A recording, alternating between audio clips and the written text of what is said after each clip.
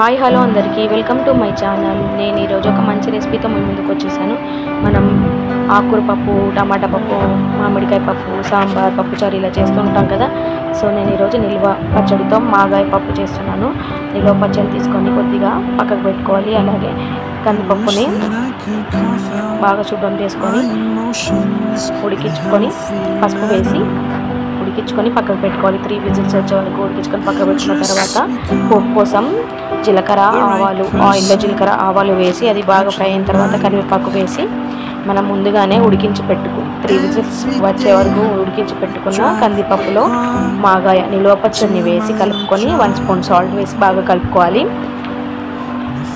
ఆ తర్వాత మనం తర్వాత పోపు పెట్టుకున్నాం కదా, సో ఆ పోపుని అందులో వేసి కలుపుకోవాలి. అంతే, ఎంతో యమ్మీ పుల్లగా ఉండే మాగాయ పప్పు రెడీ. ట్రై చేయండి, చాలా టేస్టీగా ఉంటుంది. నచ్చితే లైక్ చేయండి. Thank you.